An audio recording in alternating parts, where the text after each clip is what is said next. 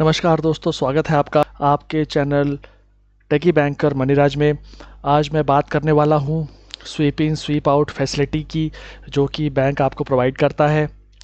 सबसे पहले मैं आपको बताऊंगा कि ये क्या होता है, साथ में इसके फ़ायदे क्या हैं और आप किस प्रकार से ये फैसिलिटी बैंक में पा सकते हैं।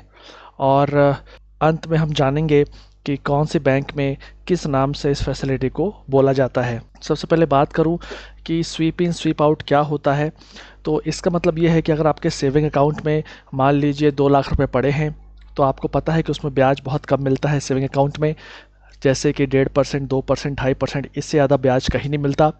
और आपको अगर ऐसा लगता है कि यार इसमें ब्याज कम है, चलो एफडी बना लेते हैं, तो एफडी बनाने के 2 तरीके होते हैं। या तो आप ऑनलाइन अपनी एफडी बनाएंगे या फिर ब्रांच में जाके एफडी बनवाएंगे।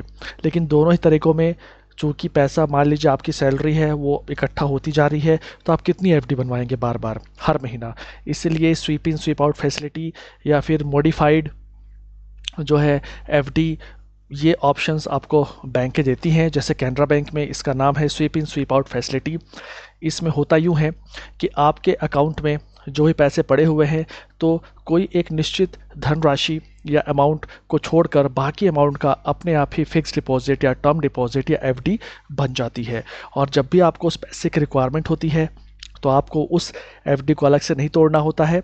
आप जैसे अगर आपने एटीएम से पैसे निकाला या नेट बैंकिंग से ट्रांसफ़र किया, जिस तरीके से माध्यम से ट्रांसफ़र किया या निकाला, तो ऑटोमेटिक वो एफडी टूट जाती है और आपको आपके पैसे मिल जाते हैं। तो इसमें फ़ायदा ये होता है कि आपको जो है बार बार जो एफडी बनाने का झंझट है वो नहीं करना पड़ता। तो चलिए, ये तो हो गई SVEEP in sweep out facility की। अब बात करते हैं कि इसको किस प्रकार से बनाया जाता है। तो इसके 2 तरीके होते हैं। या तो आप ब्रांच जाके एक फॉर्म भरिए और वहाँ पे इसे चालू करवा लीजिए, ठीक है। या फिर आप ऑनलाइन भी ये फैसिलिटी यूज़ कर सकते हैं। ऑनलाइन आप खुद से भी ये बना सकते हैं, जैसे एसबीआई में ऑनलाइन आप बना सकते हैं। कैनरा बैंक की बात करूं तो यहाँ पे स्वीप इन स्वीप आउट में कुछ चेंजेस हुए हैं। जैसे अगर मैं स्क्रीन पर ले चलूँ, ये देखिए, तो देखिए यहाँ पे हेडिंग है threshold balance in CASA accounts and multiples for sweep in sweep out term deposit. अगर बात करूं कि यहाँ पर लिखा है प्रोडक्ट नेम जैसे है करेंट अकाउंट कॉरपोरेट्स का, स्टाफ अकाउंट, ठीक है, या फिर एसबी इंस्टीट्यूशनल अकाउंट, या फिर अदर जनरल एसबी अकाउंट। ये आपके प्रोडक्ट टाइप्स हो गए। अब बात करूँ अगर आपके काम का, तो आपका ये वाला काम का है other SB general accounts and current account corporates. इससे पहले बता दूं, other SB saving account general account से पहले क्या था कि आपको अपने अकाउंट में 15,000 रुपये छोड़ने पड़ते थे, और 15,000 के ऊपर जो भी होता था पैसा, तो 10,000 के मल्टीपल में उसकी एफडी बन जाया करती थी अपने आप। लेकिन अब इसमें बदलाव हो गया है। इसमें अब आपको अपने अकाउंट में 1 लाख रुपए छोड़ना पड़ेगा और आपकी एफडी जो है बनेगी 10,000 के मल्टीपल में ही। तो आप सोच रहे होंगे कि ऐसा बैंक ने क्यों किया कि आपसे ज़्यादा छुड़वा रहा है अकाउंट में। क्योंकि आप खुद समझिए, कासा अकाउंट में बैंक को फ़ायदा होता है, उन्हें ब्याज कम देना पड़ता है और उनके पास पैसे रहते हैं। एफडी में भी उनके पास पैसे आते हैं, लेकिन उन्हें उसमें ब्याज ज़्यादा देना पड़ता है। इसलिए अब उन्होंने थोड़ा सा इसको बढ़ा दिया है, थ्रेशोल्ड वैल्यू को। थ्रेशोल्ड मतलब आपको कितना अकाउंट में रखना पड़ेगा। बात करें कॉर्पोरेट अकाउंट की, तो पहले आपको 25,000 करंट अकाउंट में छोड़ना पड़ता था और 1 लाख के मल्टीपल में एफडीज बना करती थी।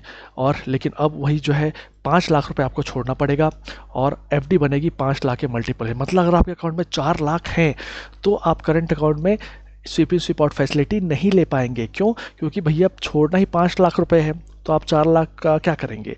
अगर 6 लाख है मान लीजिए अकाउंट में, तो भी आप फैसिलिटी वाले नहीं ले पाएंगे। क्यों भाई? 6 लाख में से 5 लाख आपने छोड़ दिया, लेकिन 5 लाख के मल्टीपल में एफडी बनेगी, तो आपका तो 1 ही लाख बचा ना, तो कैसे बनेगी। तो इस प्रकार से जो है इन्होंने थोड़ा सा गेम को पलटा है। उन्होंने कुछ एक्सेप्शंस भी दिए हैं। ये देखिए, मैंने इसको रखा है, आप वीडियो पॉज करके इसको पढ़। मान लीजिए अब आपको जो है ये स्कीम में अब स्टार्ट करना है, तो और आप ब्रांच जा रहे हैं, तो ये आप SVEEP in sweep out facility, ये वाला फॉर्म आप ब्रांच में मांग सकते हैं, ठीक है। और इसको आप भरेंगे, ठीक है। और भरने के बाद जो है देखिए सारी इन्फॉर्मेशन यहाँ पे लिखी है, और जो भी आपके सेविंग अकाउंट में सिग्नेटरीज हैं, जैसे first second third fourth applicant, चार भी लोग होते हैं, तो सब यहाँ साइन करेंगे और आपका SVEEP in sweep out facility start हो जाएगा। तो दोस्तों मुझे मुझे ऐसा लगता है कि चलो ठीक है, इन लोगों ने थ्रेशोल्ड वैल्यूज़ बहुत बढ़ा दी हैं, लेकिन आपको फिर भी चालू करवाना चाहिए, ये आपके फ़ायदे की बात है। ऐसे ही सेविंग आपका एसबीआई अकाउंट में भी यही फैसिलिटी है, ठीक है। और मॉडिफाइड एफडीज़ वहाँ बनती हैं। आपका सेंट्रल बैंक में जितनी बैंकें हैं सब ने ये फैसिलिटी दे रखी है, लेकिन लोगों को इसकी जानकारी नहीं होती है, जिसकी वजह से उनको नुकसान होता रहता है।